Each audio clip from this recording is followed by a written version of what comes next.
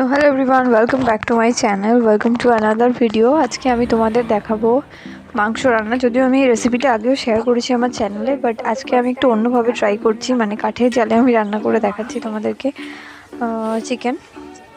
তো চলো স্টার্ট করা যাক। প্রথমে আমি তেলটা গরম করতে দিয়েছিলাম, তারপর গরম হয়ে যাওয়ার পরে তেজপাতা, গোটা গরম মশলা আর অল্প জিরে ফোড়ন দিয়েছি।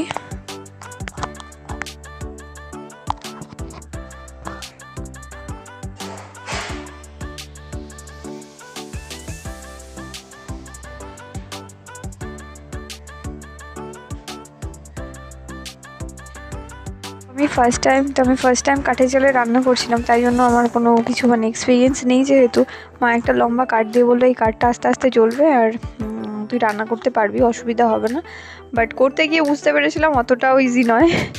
তো যাই হোক, ফার্স্টে আমি তেলের মধ্যে হলুদ দিলাম, মানে গোটা গরম মশলা ফোড়ন দেওয়ার পর হলুদ দিলাম। তারপর আমি দেখো মাংসগুলো দিচ্ছি। আমি বাড়িতে ওইভাবেই রান্না করি, দেখেছো তোমরা। তো হলুদের মধ্যে একটু মাংসটাকে নেড়ে নিই। তো এখানে অন্যভাবেও করে, কিন্তু আমি ওইভাবেই, মা বললো যে সবাই এইভাবে অনেকদিন খেয়েছি, তো তোদের বাড়ির মতোই কর, তাই জন্য আমি বাড়ির মতো করলাম। তো এবার দেখো নুন দিচ্ছি। আর কি বলতো, মানে কাঠের জালে রান্নার টেস্টও ভালো হয় আর তোমার মানে তাড়াতাড়িও হয়ে যায়। কিন্তু যেহেতু আমি ফার্স্ট টাইম করছিলাম, আমি জ্বালনটা এত জোরে দিয়ে দিচ্ছিলাম মাঝে মাঝে যে কড়ার ওপর পর্যন্ত আগুন চলে আসছিল। তো একটু প্রবলেম হচ্ছিল আমার, বাট ভালো লাগছিল, নতুন কিছু এক্সপিরিয়েন্স করলাম, তো খুব ভালো লাগছিল। আর আমি ভয়ে যদি উনুনটা নিভে যায় সেই ভয়ে আমি বেশ করে মানে কাঠ দিচ্ছিলাম। যত কাঠ আশেপাশে ছিল মা বলেছে এটা অল্প অল্প করে দিয়ে করতে, বাট আমি বেশি বেশি করে দিচ্ছিলাম। মানে এক্সপিরিয়েন্স না থাকলে, জানা না থাকলে যেটা হয়, আগে মাকে দেখেছিলাম করতে। মা মানে আমাদের আগে কাঠের জালেই রান্না হতো, মাকে দেখেছি ছোটোবেলা থেকে করতে, পার যেহেতু নিজে কখনো করিনি তাই জন্য একটু প্রবলেম হচ্ছিলো। তো যাই হোক, এর মধ্যে নুন দিয়ে আর হলুদ দিয়ে আমি এটাকে একটু ভাজা ভাজা মতো করে নেবো।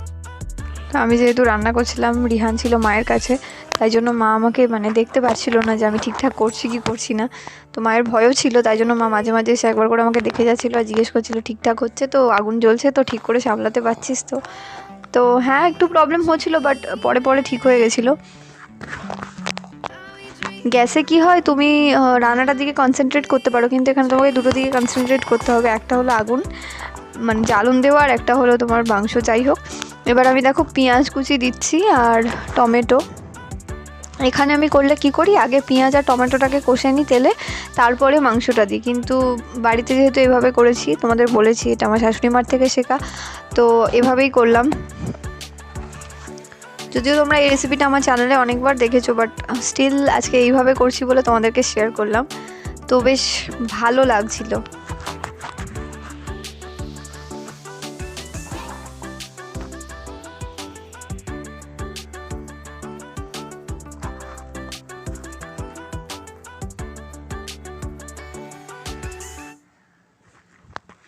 তো এবার পেঁয়াজটা টমেটোটা একটু যতক্ষণ না মানে ভাজা হয়ে যাচ্ছে, যতক্ষণ না গলে যাচ্ছে, ততক্ষণ অবধি আমি একটু ভালো করে নাড়বো। মাঝে আমি বুঝতেও পারছিলাম না যে আমার ক্যামেরাটা রেকর্ডিং আদৌ হচ্ছে, মানে ফোনে রেকর্ডিং আদৌ হচ্ছে না। যেহেতু ধোঁয়া উঠছিল, আমি কিছু চোখে দেখতেও পাচ্ছিলাম না ভালো করে ফোনের দিকে, তো সেই জন্য বারবার ফোনের দিকেও মাঝে মাঝে তাকাচ্ছিলাম। তো আমার কাছে জিরে বাটা ছিল না, তাই জন্য গুঁড়ো জিরে আমি ইউজ করছি। তো এবার দেখো আমি আদা বাটা, জিরে গুঁড়ো আর রসুন বাটাটা এর মধ্যে দিয়ে দেবো, দিয়ে তারপর আবার ভালো করে কষবো।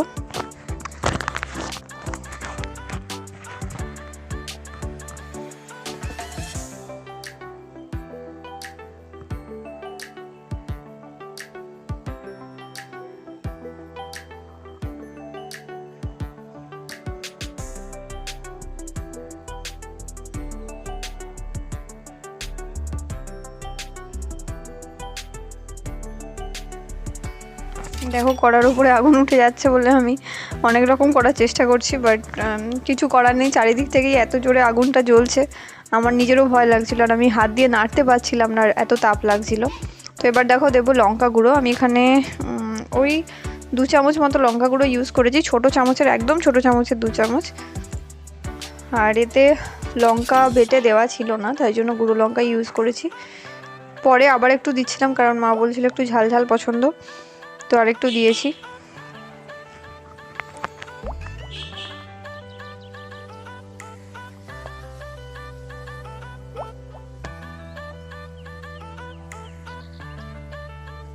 এবার দেখো দেবো চিনি স্বাদ মতো। তো চিনি অনেকে তেলের মধ্যেও দিয়ে দেয়, মানে গোটা গরম মশলার পর চিনিটা দিয়ে দেয় যাতে কালারটা ভালো হয়। তো আমি আগে এখানে এরকমই করতাম, বাট এখন আমি চিনিটা শেষে পরের দিকে দিই, তো তাতেও হয়।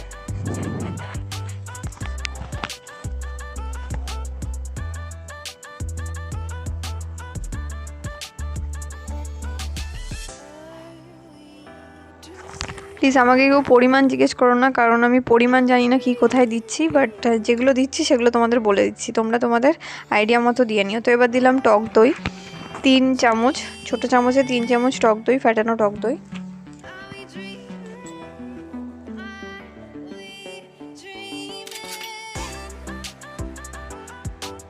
তো এগুলো সব কিছু মিশিয়ে তোমাকে ভালো করে কষতে হবে, যত ভালো কষবে মাংসর টেস্ট তত বেশি ভালো হবে।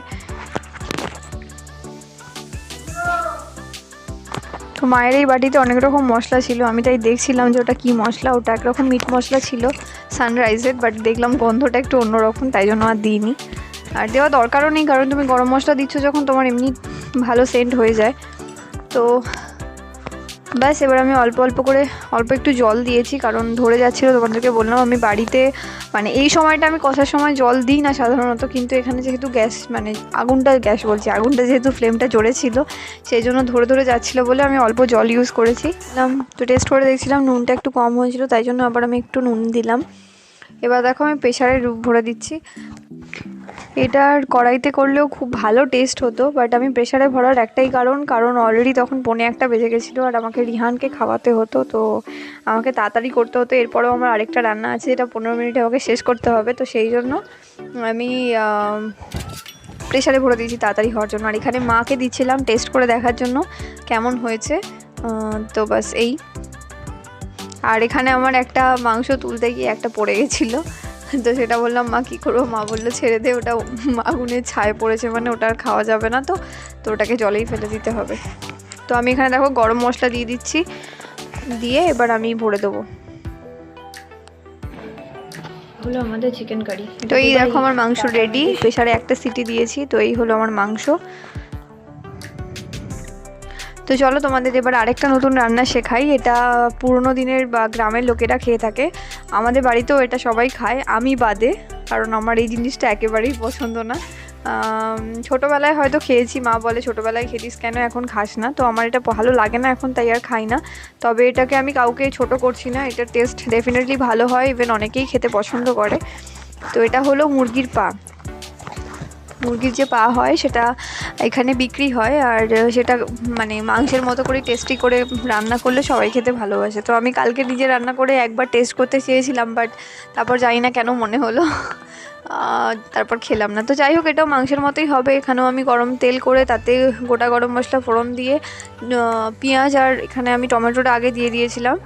দেন তারপরে আমি ওই মুরগির পাগুলো আগে থেকে ছাড়ানো, গরম জল করে আগে থেকে ছালগুলো ছাড়িয়ে রাখা মুরগির পাগুলো দিয়ে দিয়েছিলাম।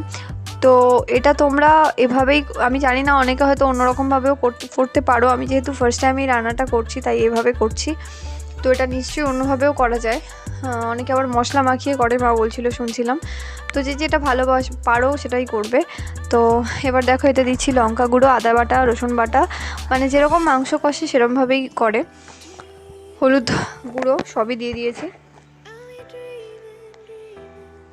এবার দেখো এতে দেবো নুন, স্বাদ মতো মিষ্টি, আর দই দেয় না যদিও, দই আমার কাছে একটুখানি লেফট ওভার ছিল, ওটা কি করব ফালতু নষ্ট করব, তাই জন্য দিয়ে দিয়েছিলাম এর মধ্যে প্যাকেটটা ঝেড়ে।